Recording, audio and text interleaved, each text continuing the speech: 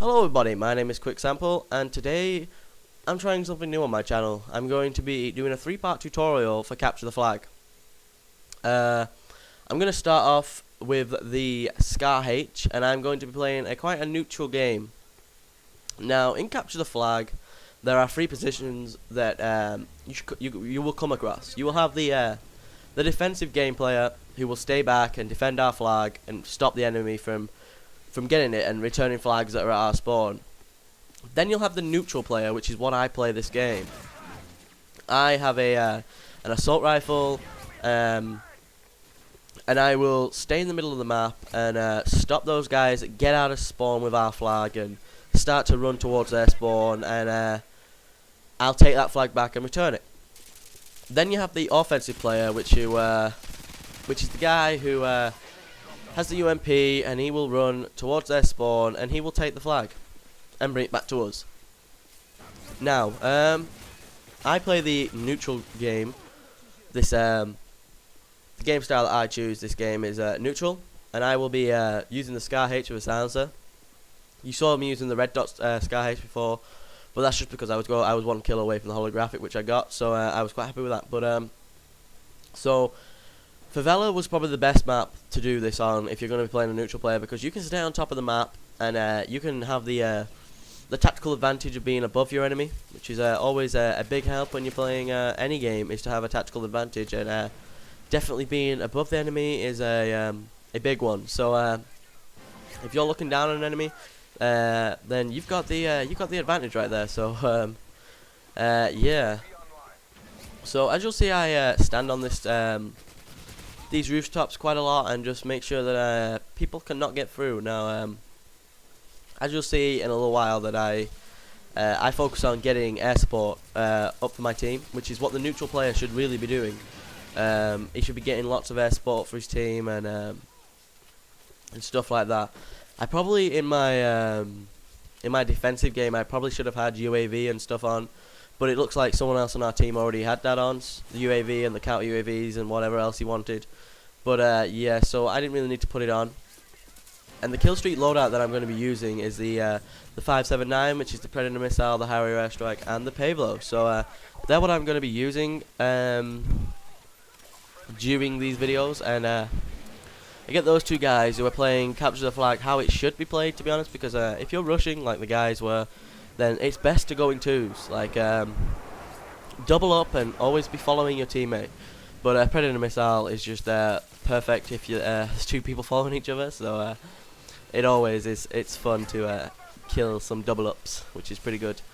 But you get my Pavlo right there. My Harriers are already in the air, but it gets taken down, so I call the Pavlo in straight away. And I don't know what it is about the Harrier, the difference between the Harrier and the Pavlo, because the Pavlo doesn't get taken down as often, but the Harrier just seems to get taken down a lot.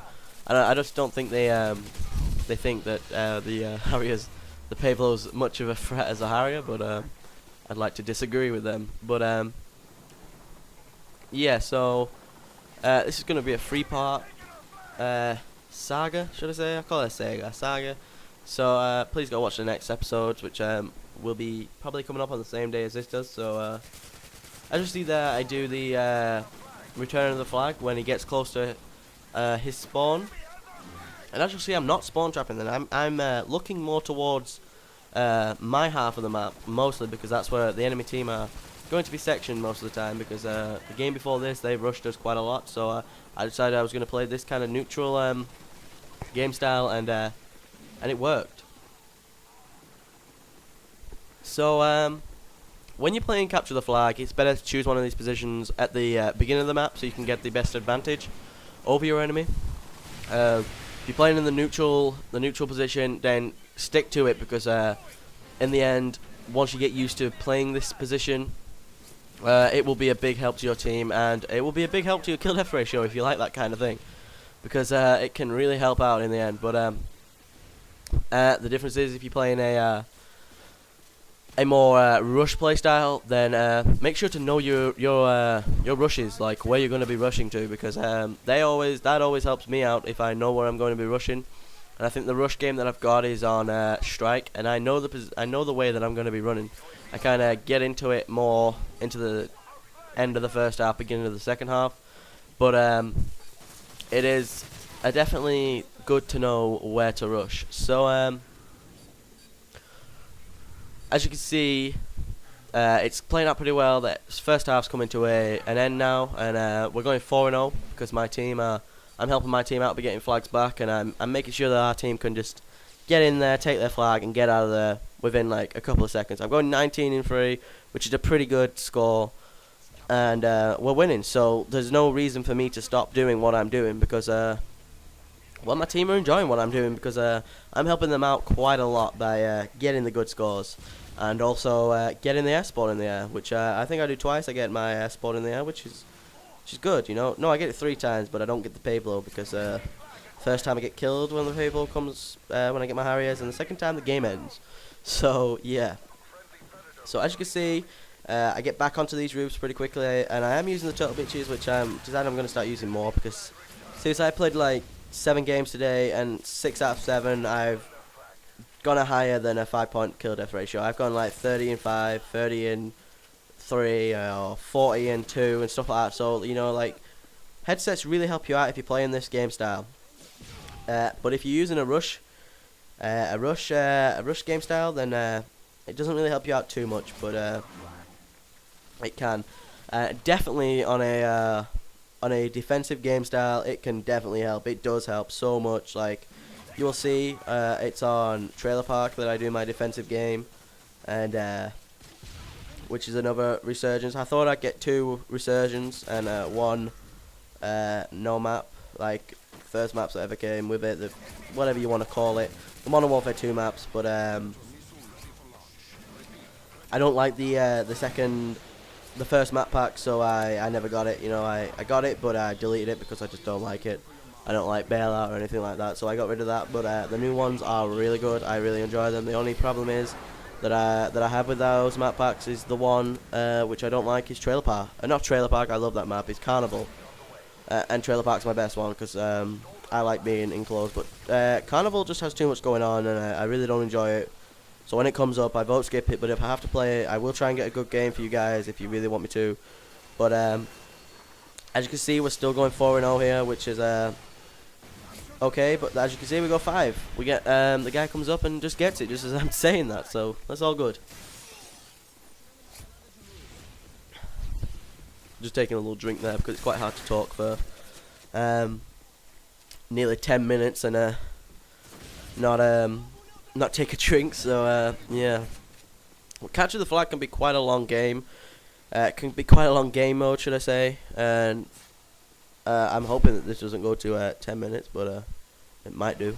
I'm hoping it doesn't go to 11 minutes, but it might do. But yeah, this is like the second time I've done this commentary because the first time I called my name wrong. I'm Quick Sample, not Caribbean Coconut, and I'm gonna have to. I hope I don't do that at the end. I hope I call myself Quick Sample because I had a name change and I'm so used to saying my old name. But I need to get into this this thing of doing my new name. Now, within this time that I've been talking for about, I think it's been about 30 seconds, we've taken 2 more flags, so we're now going 7-0.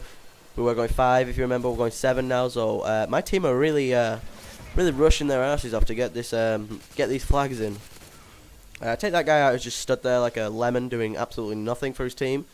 Which, to be honest, if your team isn't helping you out in capture the flag, you're not going to do well. You know, you don't need a party full of players who know what they're doing. Which that does help, but you don't need it, to be honest, because I don't have a party full of players, but we're still going 8-0 now. You know, we're still kicking ass. You know, so it's all good. You know. But if you don't, then all I'm going to say is shit happens. You're going to have to get over it and just get into a different game, you know. That's all you're going to have to do. So, just sticking to these roofs, and I see this guy here, take him out, and I see the guy that's already run through there, and I'm going to wait for him, and he's going to get me my 25 silenced kills, which is pretty good. And I think I'm 1 away from my Predator missile now, which I get the guy peeking behind the box. He's looking at his own flag for some random reason. He's down here. I see him when I turn left. There he is, and I'm going to get my Predator missile off him, which is pretty good. As you can see, I've watched this video through quite a few times because I know pretty much what happens. And I get the single there, not the double this time, but as you can see, the game's coming to an end, but I do get my Harrier, so yeah, please comment, rate, subscribe on my video. I would really hope that you enjoyed this video and you go watch the second half, the second part, whatever else you want to call it. But I really hope you do that. And I get my Harrius just as the game's about to end. Call it in. But by the time it comes in, the game ends, and I think the score is a pretty good one. And I hope you'll be happy with this. And I hope you've been happy with this this game and what my commentary on what to do, really. So final game score was 9-0. Final score was 36-6 with 3 assists. I really hope you enjoyed this game, and I've been Quick Sample. Goodbye.